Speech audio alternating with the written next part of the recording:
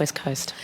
I make this contribution on the 2021-22 budget papers, a budget that borrows billions and imposes $5.8 billion in additional taxes on Victorians, but misses so many opportunities that would support the community as we recover from the pandemic.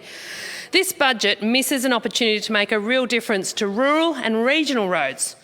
I don't know how many times I have stood in this place and detailed the issues we have not only in my electorate, but right across the state where roads are simply not up to scratch. This government has borrowed something like $156 billion in this budget. Now, I'm not afraid to borrow money. Interest rates are low. It's the perfect time to do it. But you need to spend it properly, not waste it. We have seen how this government has $22 billion worth of cost blowouts on major projects, $22 billion on cost overruns. Let that sink in for a minute. Imagine what that type of money could have done for rural roads in my electorate and right across the state. And what it could have done for a broken mental health system in this state. Even just $1 billion injection into rural and regional roads would have made a huge difference. But this budget doesn't have one extra dollar for road maintenance. It actually cuts the road asset management output by 25%. What that means is rural and regional motorists can expect to get more of the same when it comes to the condition of our roads, with no extra money and the government reducing its targets in key areas of road condition. They have shown they don't actually have any interest in making improvements in the road conditions. Lowering road standard targets shows they are looking for an easy fix. So it looks good on paper. They'll say, look, we've met our targets, but they won't tell you they've actually lowered the bar. I mean, a few weeks ago, the minister put out a media release crowing about how in my part of the world they had gone above and beyond their road maintenance program because they exceeded the target by 2 extra kilometres. That's spin Shane Warne would be proud of. If the minister actually thinks that resealing 2 extra kilometres of road is above and beyond, he needs to get out of the city and get beyond the commuter belt and come out to my electorate and have a look for himself. I could find plenty of roads that need attention that he has completely ignored. Infrastructure Victoria, the government's very own advisory panel, has highlighted in various reports the opportunity a concerted effort in fixing country roads would deliver. It would not only help grow the region economy, it would help create jobs for people in the regions. The Victorian Auditor-General has also carried out investigations that show roads right across regional Victoria are in desperate need for repair. It highlighted fundamental issues with road maintenance programs. It showed there was no plan, no oversight of contractors, and we are waiting until things are broken before we fix them. Just costs more money. Put simply, the Labor government chases its tail, using band-aid repairs without actually addressing the underlying cause of the problem. That's only going to get worse. As cost of material and labour rise, we'll be able to do less with the money we've got, and even less if budgets are cut like they are in these budget papers. The best government can come up with is lowering speed limits in regional roads, sticking up a sign and saying, job done, the road's safe. You need to do better than that, Labor. Actually invest more money and fix the road surfaces to make them safe. This budget delivers only 8% capital funding to rural Victoria, despite 25% or a quarter of the state's population living in rural and regional areas. It just goes to show you where this government's priorities are. And roads are only going to get worse because this government has completely botched the Murray Basin Rail project. It's run out of cash. It's half done, and what has been done is done in such a bad way it actually takes the train longer to complete their journeys. That means rail isn't a viable option and means more trucks are travelling down crumbling country roads to get goods to market. The revised project scraps the standardisation of Sea Lake and Menangatang lines, which cuts off the Port of Portland, a port that specialises in bulk commodities like grain from growing areas like the north of the state. It means that rail down to the port isn't viable anymore, and that will either mean more trucks coming down the Henty Highway or more grain going to Melbourne and Geelong, leaving the Port of Portland at a competitive disadvantage. Last week in PAYAC, Minister Horne sat there and crowed about how this government is investing in rail freight and how it's taking trucks off roads. But it couldn't be further from the truth. The latest ACCC container monitoring report shows that since Labor came into government in 2014, 6 years ago, rail freight movements into and out of the Port of Melbourne have fallen by 50%. That's certainly not because freight volumes have dropped, they've actually grown. But it's all heading on the back of a truck because Labor's fundamental failures in this space. I've already spoken about the Murray Basin Rail Bungle, but let's have a look at the Port Rail Shuttle, or the Metropolitan Intermodal System as it's now called. The Minister loves to talk about how much work they're doing, but it's been on the books since 2014. It was fully funded by the Napthine government in partnership with the Commonwealth government. But when Labor came into office, they just ignored it. It's just sat there idle. All the while, more trucks are thundering around the roads leading to the port. I've lost count of how many times this project has been re-announced. I think we're up to 3 or 4. It's all about a headline for Labor, but the figures show what they say just simply isn't true. I don't know how many times Minister Horne has said, we are taking more trucks off roads, but it just isn't true. More freight is being moved by road in this state because Labor has no idea.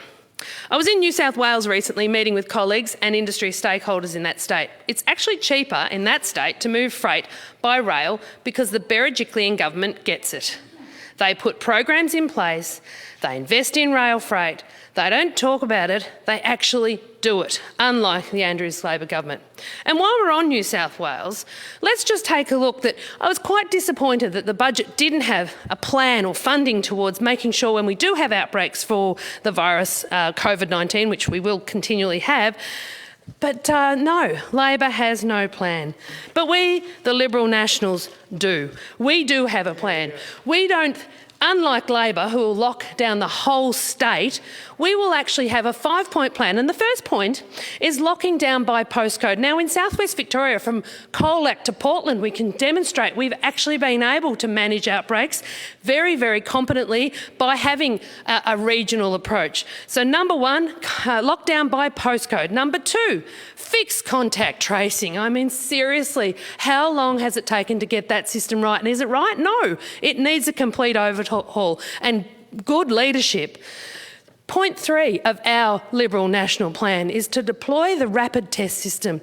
It's a test that can have a result within 15 minutes and costs around $8 to $10. It's very affordable. And can you imagine how we could get into old folks' homes if we had that confidence that we had the test done and we could have that human contact again, which the elderly who are locked up in those nursing homes, I always think about when I think of this rapid testing, they would be the beneficiaries. We could actually give care and respect by visiting our loved ones who really need their family.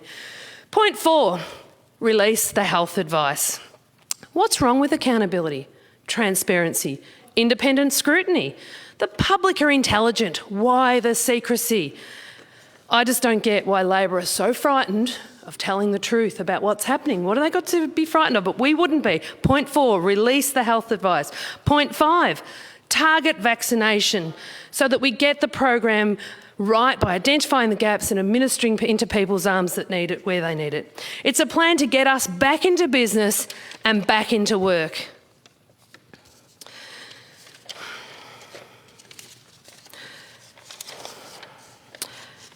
So, sorry. Now, this budget makes some effort towards fixing the state mental health system, something I think everyone in this chamber agrees should happen. I don't necessarily agree with the huge tax that is being whacked on business to pay for it, especially when you consider the money a new tax will raise is equal to the cost of the blowout of the Westgate Tunnel project. Imagine if the government could manage a project properly and didn't have to keep funding huge cost overruns. The budget is making an investment in acute mental health beds in Warrnambool Base Hospital inpatient unit, and that is something I absolutely support because that unit has been under enormous pressure for years.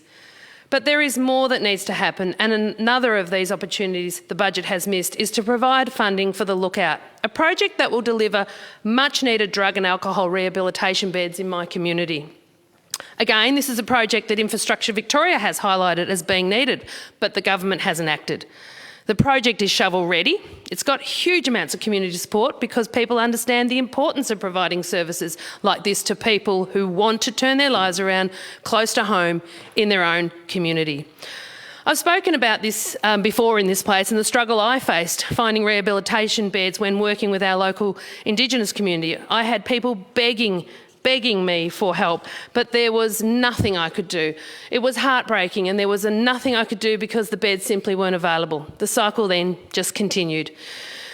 We know that addiction has impacts on nearly all areas of life, from law and order to family violence to mental health. We know that we need these intervention services, but the government just hasn't even looked at this project. It's been on their table since 2017 at least. They know about it, they know the value it would bring to the health service in our region, but they know the difference it would make in people's lives, but they can't find a relatively small amount of money to make it happen.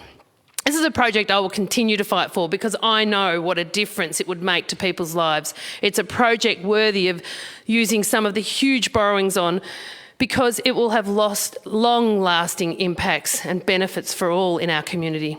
My region is the state's largest agricultural production area by farm gate output and the second largest in the nation. But we don't even have basic infrastructure to help make that job easier. Large swathes of the region don't have access to three-phase power.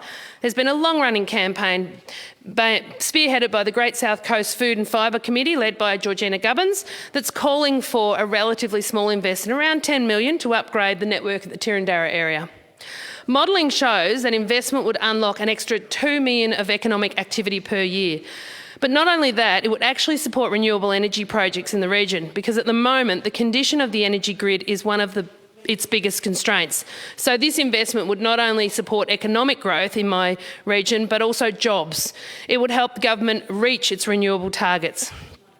And given that we've only got 7% of the Earth's surface that we can cultivate, and given that we've got a real challenge ahead of us where in the next 50 years we're going to have to harvest more food than we've harvested in the last 500 years since we became organised farmers from hunters and gatherers, the challenge of food being produced across the world is great, and South West Coast has a great opportunity to contribute to that challenge. So again, this is a project we should find the money for.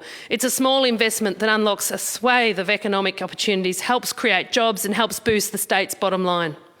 So whilst Labor members will stand up and talk about how great this budget is, again, all you have to do is scratch the surface to see that unless you live in the tram tracks, within the tram tracks, there is not a great deal in this for you. In fact, as I said earlier, around 8% of capital funding. But it will be regional Victorians who will be suffering the burdens of increased taxes and increased debt with little to show for it. I want to say again, imagine what the $22 billion wasted on cost blowouts could do for regional Victoria. Imagine what that could have done for our roads, for our healthcare, for education, for rail freight, for mental health, for drug addiction, for homelessness, to actually support the community, which is actually the job the government's supposed to be focusing on. But instead, and I mean right from border to border, not just within the tram tracks, but instead, this is just another example of Labor waste with little benefit to the wider Victorian community.